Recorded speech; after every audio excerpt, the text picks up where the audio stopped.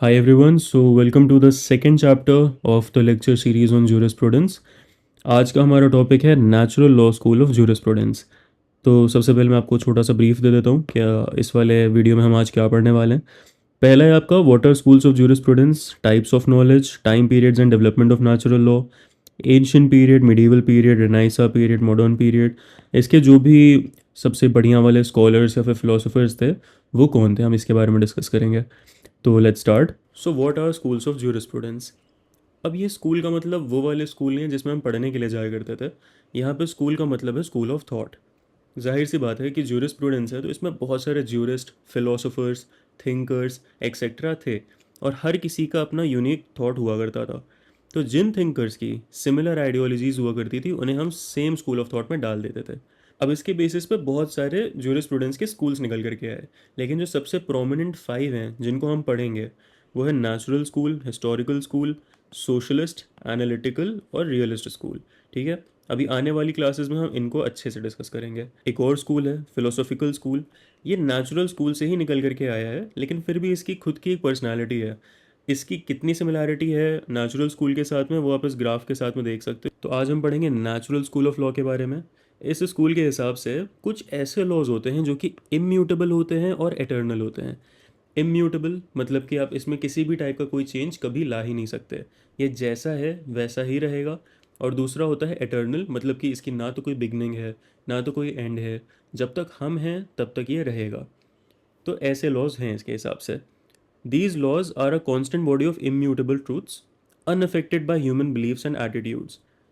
ये ऐसे लॉज है ना कि चाहे आपको लगे कि ये गलत है या चाहे मुझे लगे सही है, उससे फ़र्क नहीं पड़ता. ये लॉज एग्जिस्ट करेंगे. इसीलिए इन्हें मॉरल या फिर डिवाइन लॉ भी बोला जाता है, लॉ ऑफ रीज़न भी बोला जाता है, लॉ ऑफ गॉड भी बोला जाता है. और ये वाले जो लॉज हैं ये ए प्रायोराई प्रोपोजिशन पे बेस्ड होते हैं. ठीक है. अब ये क्या होता है ए प्रायोराई प्रोपोजिशन. तो नॉलेज जो है ना वो दो टाइप की होती है. एक होती है ए प्रायोराई और दूसरी होती है ए पोस्टीरियोराई. ए प्रायोराई वो होती है which is acquired independently of any particular experience. ठीक है. इसमें एग्जांपल होता है जस्टिस, मोरालिटी या इक्वालिटी. मैं और आप पैदा हुए, हम बड़े हुए, लेकिन हमें एक चीज़ आपने देखी होगी कि कोई सी भी सिविल सोसाइटी हो उसमें जस्टिस, मोरालिटी और इक्वालिटी हर एक सिविल सोसाइटी परस्यू करती है. भले से उसमें कुछ फ्लॉज आज के टाइम पे हों लेकिन हमें पता है, हमें बाय डिफ़ॉल्ट पता है कि जस्टिस, मोरालिटी और इक्वालिटी होनी ही चाहिए हर किसी के पास में. इसीलिए ये होती है ए प्रायोराई नॉलेज. हमने कोई पर्सनल एक्सपीरियंस ना भी कभी फेस किया हो बचपन में तब भी हमें ये सब चीज़ें पता चल जाती हैं, बता दी जाती हैं कि जस्टिस अच्छी बात है, मोरालिटी होनी चाहिए, इक्वालिटी हमेशा होनी चाहिए. फिर आती है ए पोस्टीरियर नॉलेज जिसको हम एम्पेरिकल नॉलेज भी कहते हैं. ये एक्सपीरियंस के साथ में आती है जैसे कि क्राइम, पनिशमेंट या पॉवर्टी. अब ए प्रायोराई अगर आपको एग्जाम्पल के साथ में समझना है तो अगर हम कहें कि ऑल बैचलर्स आर अनमैरिड तो ये बाय डिफ़ॉल्ट है, दिस इज़ ए प्रायोराई नॉलेज. आपको पहले से पता है कि जो बैचलर है वो ऑब्वियसली अनमैरिड होगा, है ना. But on the other hand इसका अगर हमें ए पोस्टीरियर का एग्जांपल देखना हो तो अगर कोई आपसे बोले इट्स रेनिंग आउटसाइड, ठीक है, लेकिन जब तक आप आउटसाइड जा करके इसे वेरीफाई नहीं कर लेते कि इट इज़ रेनिंग आउटसाइड तब तक ये आपके लिए सच नहीं है. ज़रूरी नहीं है कि ये सच हो. ये ए पोस्टीरियर है, एम्पेरिकल नॉलेज है. अब नेचुरल लॉ स्कूल की डेवलपमेंट को हम पढ़ते हैं 4 टाइम पीरियड्स में. पहला आता है एंशियंट पीरियड जिसमें ग्रीस में होते थे सोक्रेटिस, प्लेटो और एरिस्टोटल और रोम में होते थे जीनो और सिसेरो. फिर मिडिवल पीरियड संभाला थॉमस एक्विनास ने, रेनाइसा पीरियड संभाला हॉब्स, लॉक और रूसो ने, और मॉडर्न पीरियड संभाला स्टैमलर, रॉल्स और हॉल ने. ये बहुत ही इंपॉर्टेंट लोग हैं नेचुरल लॉ स्कूल के अंडर में. तो जब भी आप इसके बारे में पढ़ो आपको इनके बारे में तो जानना ही पड़ेगा. तो चलिए हम जानते हैं इनके बारे में भी. तो सबसे पहले आता है एंशियंट पीरियड जो कि 2000 से 2500 साल पुराना है. इसमें ग्रीस के अंदर में आते थे सोक्रेटिस. अब ये जो सोक्रेटिस थे इनके स्टूडेंट थे प्लाटो, प्लाटो के स्टूडेंट थे एरिस्टोटल और एरिस्टोटल के स्टूडेंट थे अलेक्जेंडर. अब अलेक्जेंडर तो राजा थे, वो कोई ज्यूरिस्ट या फिलोसोफर तो थे नहीं. तो इसलिए इनके बारे में हम नहीं पढ़ेंगे, हम पढ़ेंगे सिर्फ इन तीनों के बारे में. आइए सोक्रेटिस के बारे में जानते हैं. तो सोक्रेटिस ने डिफाइन किया था वर्च्यू को which basically means the concept of good. आप सब वाकिफ़ होंगे इस बात से. तो इनके हिसाब से ये था कि हर इंसान के अंदर, मैं हूँ, आप हो, कोई भी हो गया, हर किसी के अंदर थोड़ी बहुत वर्च्यू तो होती ही है. तो ये जो थोड़ी सी भी वर्च्यू है ना अगर किसी के अंदर तो वो उसको इस काबिल बनाती है कि वो पॉजिटिव लॉ को क्रिटिकली एवेलुएट कर सकता है, ऐसा मानना था सोक्रेटिस का। तो इन्होंने डेवलप किया था एक सोक्रेटिक मेथड अपने स्टूडेंट्स के लिए, जिसके तहत ये चाहते थे कि जो इनके स्टूडेंट हैं अपनी डे टू डे एक्टिविटीज़ में, अपनी थिंकिंग में, डिसीजन मेकिंग में लॉजिक, रैशनल और क्रिटिकल थिंकिंग का इस्तेमाल करें। इस थ्योरी के तहत वो चाहते थे कि जो उनके स्टूडेंट हैं ना, वो अपनी थ्योरीज तो बनाएं, लेकिन अपनी थ्योरीज में खुद से ही लूप होल्स भी खोजें और उसके बाद उन्हें पैच भी खुद से ही करें।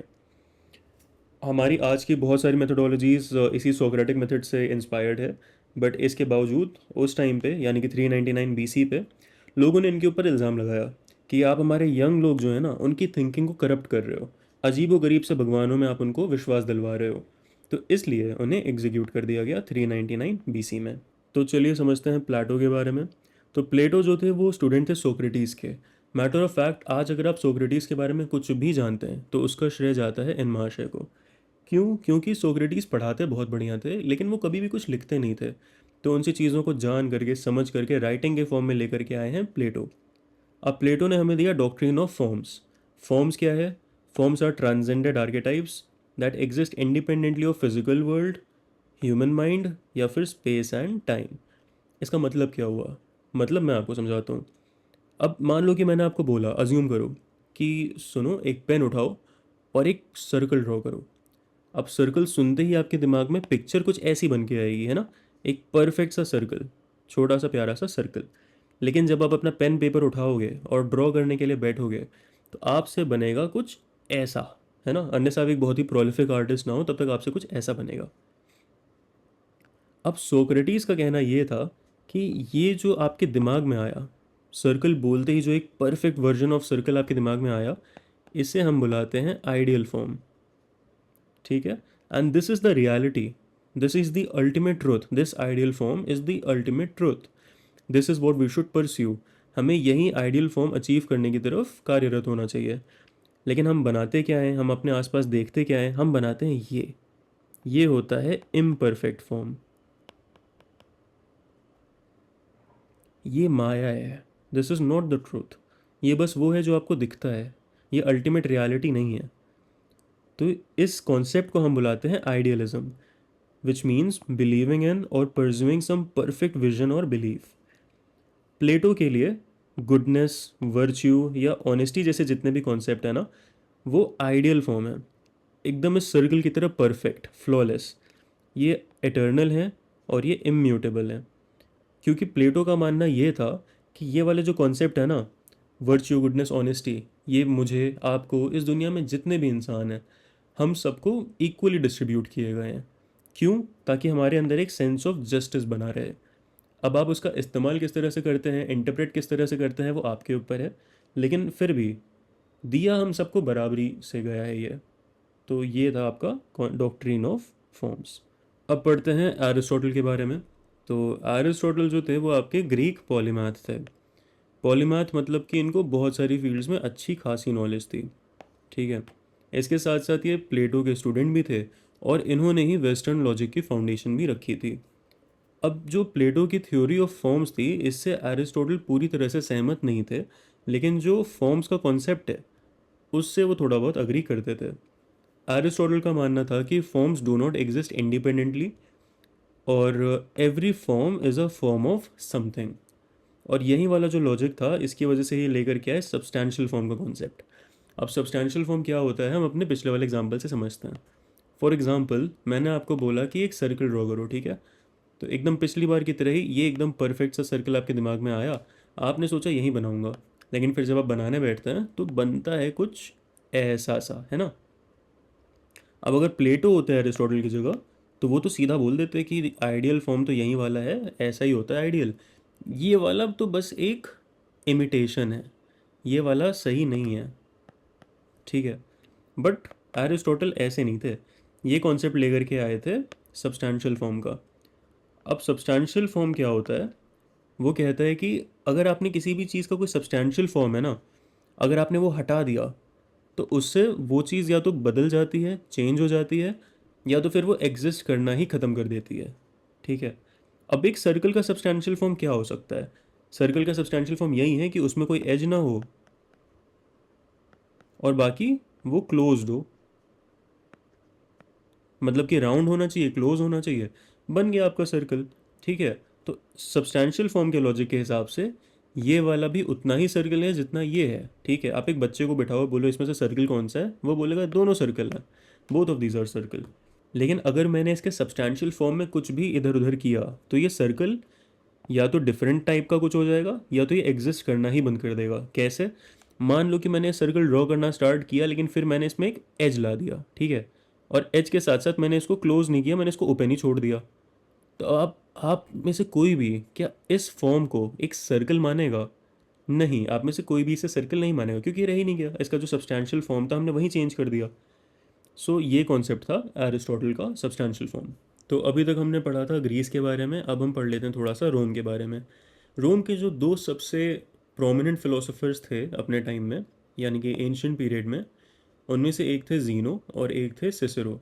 दोनों ने रोम की जो फिलोसॉफिकल हिस्ट्री है उसको शेप करने में बहुत ही इम्पोर्टेंट योगदान दिया है। तो पहले हम पढ़ते हैं जीनो के बारे में। तो जीनो एक टाइम पे तो बड़े ही वेल्दी मर्चेंट हुआ करते थे, बट फिर सडनली ही लॉस्ट एवरीथिंग। सब कुछ खोने के बाद उन्होंने सोक्रेटिस को पढ़ना स्टार्ट किया और फिर यहाँ से उनकी फ़िलोसॉफिकल जर्नी जो है वो शुरू होती है। वो जो अपने डिस्कोर्सेज और अपने लेक्चर्स वगैरह थे वो स्टोआ पोइकेले नाम की एक जगह पे देते थे जिसका मतलब था पेंटेड पोर्च।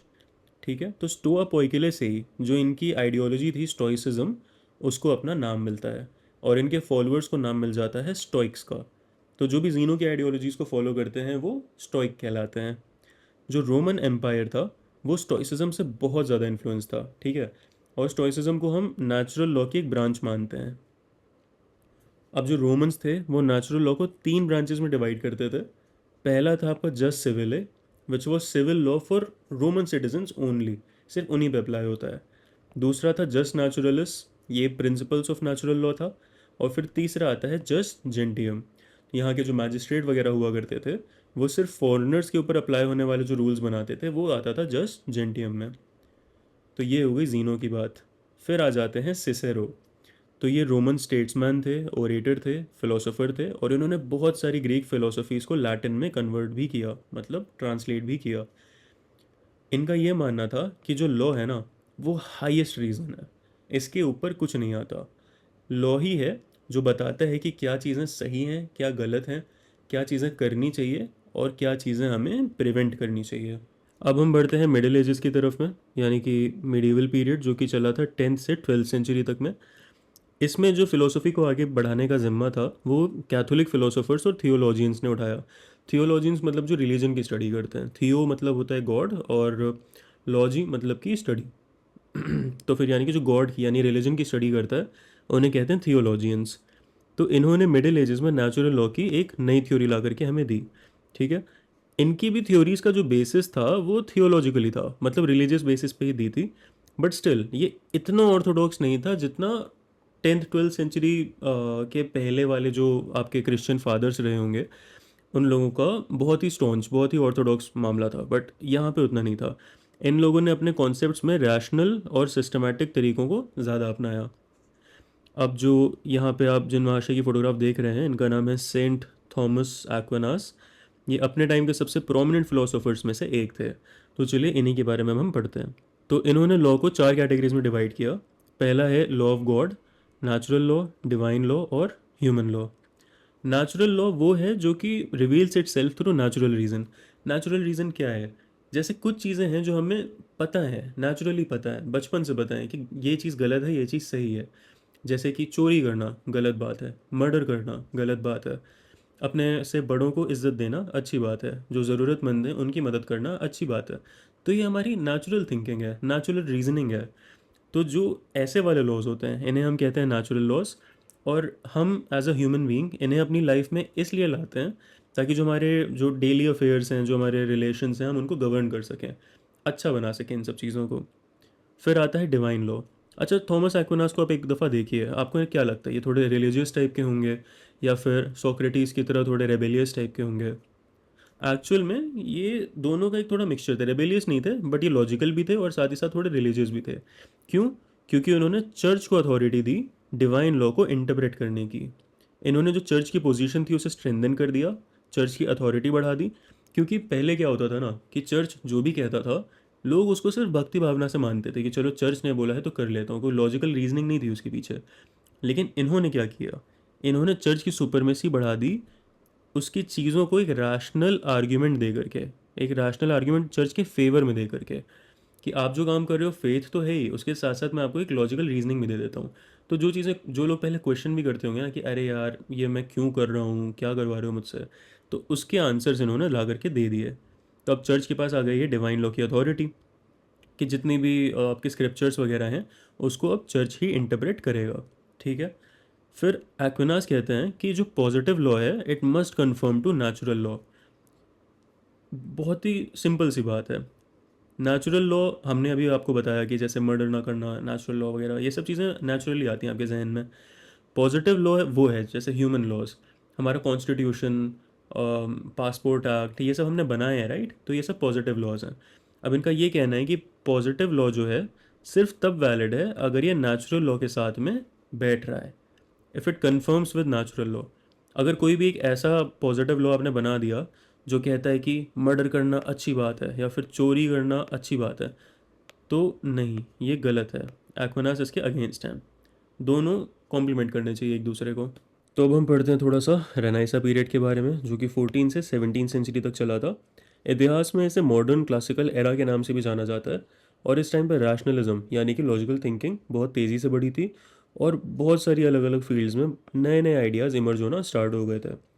अब इसमें फ़िलोसफी के एंगल से देखें तो एक बहुत ही इंपॉर्टेंट कॉन्सेप्ट हमें मिला था, वो था सोशल कॉन्ट्रैक्ट थ्योरी। सिंपल सा कॉन्सेप्ट है, कहता है कि एक ऐसा टाइम था जहाँ पे इंसान के पास ना कोई राइट हुआ करता था ना कोई ड्यूटीज़ थी उस पर। बट फिर ह्यूमंस केम टुगेदर और सब ने मिल करके कहा भाई अगर हमें आपस में को एग्जिस्ट करना है तो हमारे पास कुछ तो राइट्स होने चाहिए, और उन राइट्स को प्रोटेक्ट करने के लिए हमारी कुछ ड्यूटी भी बनती है। तो ये जो करार हुआ इसे हम कहते हैं सोशल कॉन्ट्रैक्ट। इसी एग्जाम्पल के साथ अगर आपको समझना हो तो फिर सिंपल सी बात है, अगर पर्सन ए है वो बोलता है कि भाई देखो तुम मेरा सामान मत चुराओ और बदले में मैं तुम्हारा सामान नहीं चुराऊंगा, तो पर्सन भी बोलता है हाँ कूल, साउंड्स गुड। अब हम रेनाइसा पीरियड के जो तीन मेन फिलोसोफर्स थे उनके बारे में पढ़ते हैं, स्टार्टिंग विद थॉमस हॉब्स। तो थॉमस हॉब्स का ये मानना था कि एक ऐसा टाइम हुआ करता था जहाँ पे इंसान को लगता था ना कि वो कभी भी मर सकता है। उसे लगता था कि सरवाइव करने के लिए ये बहुत ही ख़राब दुनिया है, यहाँ पे सरवाइव किया ही नहीं जा सकता। तो इसलिए लोग साथ आए और उन्होंने एक सोशल कॉन्ट्रैक्ट फॉर्म किया जिसमें उन्होंने सारी पावर एक स्टेट को दे दी। और ये स्टेट जो था सोवरेन था, मतलब कि सबसे ऊपर। और ये स्टेट ही था जो कि रिस्पॉन्सिबल था लोगों के राइट्स को प्रोटेक्ट करने के लिए। इन्होंने एक बुक लिखी, बहुत ही फेमस बुक थी अपने टाइम की, लेवियाथन, जो कि इसी चीज़ के सपोर्ट में बात करती है कि अगर आपको लाइक ह्यूमंस को सिविल वॉर जैसी सिचुएशंस प्रिवेंट करनी है तो उसका सिर्फ एक ही सोल्यूशन है, और वो सोल्यूशन है स्ट्रॉन्ग अनडिवाइडेड गवर्नमेंट। तो यहाँ पे जो लेवियथन है ना, लेवियथन बेसिकली एक माइथोलॉजिकल क्रिएचर है। तो इन्होंने गवर्नमेंट को उससे कंपेयर किया है कि अगर एक गवर्नमेंट सोवरेन है, ऑल पावरफुल है, तभी वो सिविल वॉर जैसी जो सिचुएशंस हैं उन्हें प्रिवेंट कर सकती है, और अपने जो सब्जेक्ट्स हैं यानी कि जो सिटीजन्स हैं उनके राइट को प्रोटेक्ट कर सकती है। तो अभी हमने पढ़ा था थॉमस हॉब्स के बारे में, अब हम पढ़ते हैं फिलोसोफर नंबर 2 जिनका नाम है जॉन लॉक। तो इनका फोकस जो था इंडिविजुअलिज्म पे बहुत ज़्यादा था, इन्हें इंडिविजुअल लिबर्टी बहुत पसंद थी। इनके सोशल कॉन्ट्रैक्ट में क्या था कि जो लोग थे ना वो अपने सारे राइट्स सोवरेन को नहीं देते हैं, but only a part of their rights वो सोवरेन को देते हैं। इनका ये ओपिनियन था कि सोवरेन जो है ना उसके पास अनलिमिटेड पावर नहीं होनी चाहिए। अगर आपको थॉमस हॉब्स का याद हो तो इन्होंने तो जो स्टेट था उसको लेवियथन ही बना दिया था, अनलिमिटेड अनचेक्ड पावर वाला। बट इनका ये मानना था कि इंडिविजुअल के पास प्रोटेस्ट करने का राइट होना चाहिए, they should be able to protest. और अगर उन्हें ऐसा लगता है कि वो स्टेट जिनको इन्होंने पावर दिया है वो इनके राइट्स को प्रोटेक्ट नहीं कर पा रहा है, तो फिर ये उससे ओवरथ्रो भी कर सकते हैं। और इनकी एक फेमस बुक है two treatise of the government. तो सबसे पहले हम लोगों ने पढ़ा था थॉमस हॉब्स के बारे में जो कि स्टेट को सबसे ऊपर रखना चाहते थे, ऑल पावरफुल बनाना चाहते थे। फिर हम लोगों ने पढ़ा जॉन लॉक के बारे में जो कि इंडिविजुअल को सबसे ऊपर रखना चाहते थे। अब हम पढ़ेंगे जीन जैक्स रूसो के बारे में जो कि कम्युनिटी को सबसे ऊपर रखना चाहते थे। इनका भी यही मानना था कि हम कॉन्ट्रैक्ट में आए ही इसलिए थे ताकि हम अपने rights of equality and freedom को प्रिजर्व कर सकें। लेकिन अनलाइक हॉब्स एंड लॉक, इनका ये मानना था कि हमने अपना जो राइट्स है ना, हमने किसी इंडिविजुअल को सरेंडर नहीं किए बट हमने सरेंडर किए हैं कम्युनिटी को, एक पूरी कम्युनिटी को। और ये जो कम्युनिटी को सरेंडर करने वाली बात है, इसको इन्होंने बुलाया जनरल विल। तो इनका ये मानना था कि जो जनरल विल है ना, ये सारे लोगों की है, तो इसलिए सभी को इस जनरल विल को फॉलो करना चाहिए, ओबे करना चाहिए, क्योंकि जो जनरल विल है कहीं ना कहीं उसमें आपकी भी विल आ जाती है। जैसे मान लो कि एक एग्जांपल लेते हैं। अगर एक कम्युनिटी है जिसके सारे लोग ये मानते हैं कि भाई पान खाना गलत बात है, ठीक है, तो अब ये बन जाती है जनरल विल कि पान खाना गलत बात है। अब इसमें से कोई एक आदमी अलग से उठ करके आता है, कहता है कि नहीं, पान खाना तो गलत बात नहीं है, तो इसकी बात कोई नहीं मानेगा, क्योंकि हम फॉलो करेंगे जनरल विल जो कम्युनिटी का मानना है। ऐसा क्यों? क्योंकि रुजो का मानना था कि interest of the community is more important than the interest of an individual. तो जहाँ थॉमस हॉब्स लेवियथन ही बना देते थे स्टेट को, वो अलग आदमी थे। जॉन लॉक जो कि इंडिविजुअल के पास पूरी पावर देना चाहते थे, वो अलग थे। और जो रुजो थे वो चाहते थे कि कम्युनिटी के पास में पावर रहे जनरल विल के थ्रू। तो रेनाइसा पीरियड ख़त्म होता है, फिर शुरू होता है मॉडर्न पीरियड 19 से 21st सेंचुरी तक। अब ये जो 19th सेंचुरी के फ़िलोसोफर थे, ये ए प्रायोराई नॉलेज, यानी कि इस वाली चीज़ में कि कुछ इम्यूटेबल ट्रूथ्स भी होते हैं, इस चीज़ में भरोसा नहीं रखते थे। जैसे कि डेविड ह्यूम ने बोला कि आपका नेचुरल लॉ ये कहता है कि वैल्यूज़ जो हैं वो इनहेरेंट होती हैं, इंसान के अंदर बाय डिफ़ॉल्ट होती ही हैं। बट ऐसा पॉसिबल नहीं है, दिस इज़ नॉट ट्रू। क्योंकि जो जस्टिस है ना, उसका जो कॉन्सेप्ट है और उसकी जो वैल्यूज़ हैं, वो प्लेस टू प्लेस डिफ़र करती हैं। डेविड ह्यूम ने बोला कि अगर वाकई में कोई इतना परफेक्ट सिस्टम है, इतना कंप्लीट सिस्टम है, तो आप मुझे एक बात बताइए कि ऑल ओवर द वर्ल्ड आपके इस नेचुरल लॉ के इतने सारे वेरिएशंस और इतने सारे इंटरप्रिटेशंस क्यों एग्जिस्ट करते हैं? भाई इतना कंप्लीट सिस्टम है तो सब जगह यूनिफॉर्म होना चाहिए, सबकी वैल्यू सेम होनी चाहिए, सबके इंटरप्रिटेशन सेम होने चाहिए। लेकिन ऐसा नहीं है। और बेंथम ने तो नेचुरल लॉ को सीधा सीधा सिंपल नॉनसेंस ही बुला दिया। और जो आपके ऑस्टिन थे, वो भी नेचुरल राइट्स में कोई ऐसा विश्वास नहीं रखते थे। उनका यही मानना था कि राइट्स जो भी हैं वो क्रिएट भी स्टेट करती है, प्रोटेक्ट भी स्टेट करती है, और उसे एनफोर्स भी स्टेट ही करती है।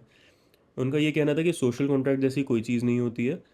लोग खुद से कोई कंसेंट नहीं देते हैं स्टेट की बातों को मानने का। स्टेट उन्हें फोर्स करता है अपने कमांड्स को ओबे करने के लिए। और उनके हिसाब से जो स्टेट का जितना भी कमांड है ना, वही लॉ है।